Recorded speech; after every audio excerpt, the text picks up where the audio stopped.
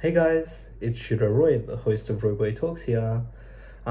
This is my first video after my intro that I'm going to be posting. Look, I know I promised some of you that I'm going to be uploading a week after that video, but like, I'm literally a king at procrastination and I hadn't filmed for ages. But without further ado, let me introduce you to the video topic and we can get started. So today we're going to be talking about my top 5 favorite foods of all time, I guess. So yeah, here we go. Let's get into the video.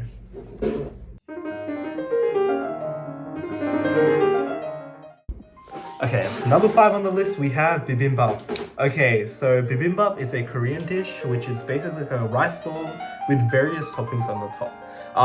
Basically, what I like with my bibimbap is some pickled radish, and I like some leafy greens on top, like perilla leaves and like lettuce, blah blah. I also like some carrots, shiitake mushrooms, and all of that. I prefer the protein to be either chicken or pork. I like soy marinated chicken a lot, so get that doenjang out and make some soy marinated chicken. And me personally, I like it served with either gochujang sauce or the soy garlic kind of sauce. But yeah, like there's nothing you can really go wrong with bibimbap. It's just like I feel like there's other dishes that kind of top it, but at the same time, it's a pretty comforting food, and yeah, there's nothing really more to say than that. I mean, bibimbap is a great food, so yeah. All right, now let's move on to my 4th favorite food.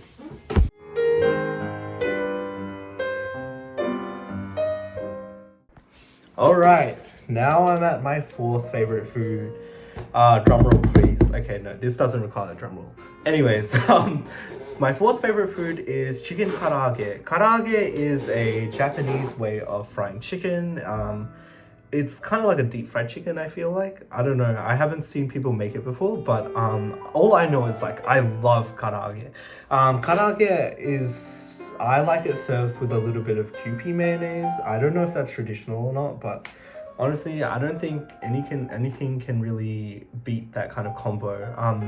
Well, no, things can beat it because there's obviously more in the list, but yeah, chicken karaage is pretty comforting as well. It's warm, it's crispy. I mean, what else do you really want from a dish? But yeah, if you haven't tried it, I recommend you go try it. And like, it's a great dish.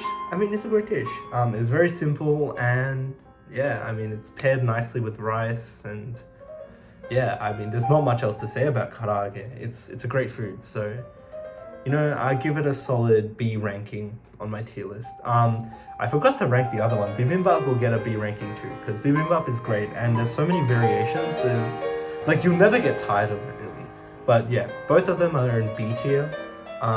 So yeah, I'll probably upload a tier list after I make the video. I'll give you a link in the description where you can find my finalized tier list. Whoa.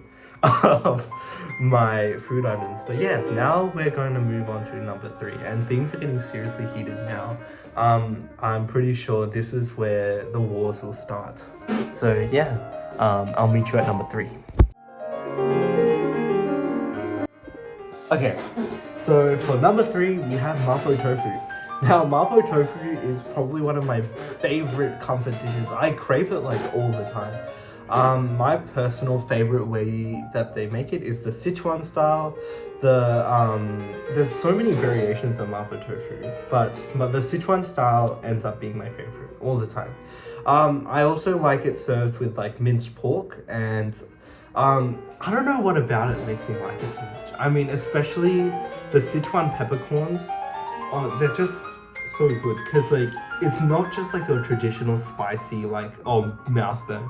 It also kind of like numbs your mouth. I don't know how to describe it, but it's such a like unique feeling that you don't get with other foods. And like the broth and like this like kind of sauce of the mapo tofu is so comforting and nice.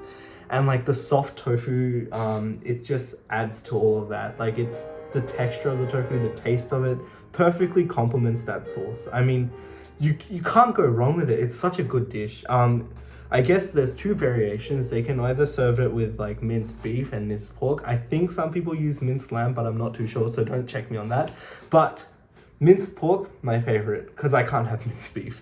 But yeah, no, it's a great dish. So I recommend, if you haven't tried it before, please try it. Mapo tofu will change your life. And I know here everyone says tofu is overrated, it's just a supplement for protein for people who can't eat meat. No, it's not. It's much more than that. Tofu is a dish on its own, and if you can't accept that, then take your ass out of here. But yeah, mapo tofu, give it a shot. Number 2, we have a dish that I hold very dear to me, especially because it connects with my cultural roots a lot, and we have it for a lot of special events, and it's just like, I don't know, it's a dish that really made me happy as a kid, and it is biryani. Now, biryani is basically kind of a mixed rice dish. It's mixed with a bunch of seasonings and powders, and it's a lengthy process to how to make it, especially because we make it the kachi style, where we put it in a pot and we seal it with like dough, and we let it like slow cook for like hours, and it's so good. You basically stew some meat and you fry some potatoes. By the way, if you're having biryani without potatoes, you're not having biryani. Like, upgrade your biryani, man. Put some potatoes in there. But yeah, no, it's typically paired with raita. If you don't have raita for your biryani, that's like really, it's like a cat without food, you know? It doesn't work. But yeah, raita is basically made with yogurt, cucumber, chaat masala, and some black salt. It's a really good, like really good. We also pair it with this drink called borani.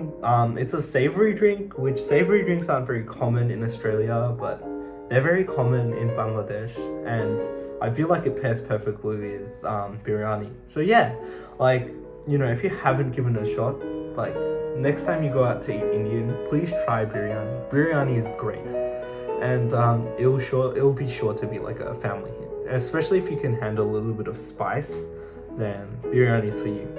But yeah, biryani is my second favorite food, and it will definitely have to be an A tier or even an S tier food. And I again forgot to rate the last one because I'm stupid. Mapo tofu will definitely be an S tier for me. S tier straight away. I mean, it's just, you can't, it's like something that I'm like craving. Like every time I walk past a Chinese restaurant, I always check to see if they have mapo tofu, and I can't resist buying it. Like I literally check the price every time, and I'm like, oh, okay, I'm gonna go buy it now because I have funds. Oh, I sound like an idiot. But yeah, no, biryani, check it out. Mapo tofu, check it out. Yeah. But now we're headed to my top favorite food. So let's get to that now.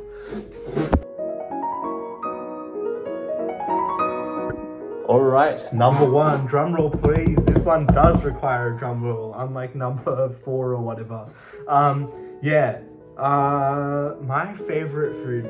This is like my biggest comfort food. I had it all during, every time I'm stressed, every time I'm feeling down, every time I'm feeling sad, during my entire year 12 VCE. If you don't know what VCE is, by the way, it's kind of the final exam that we have to take here in Victoria, Australia.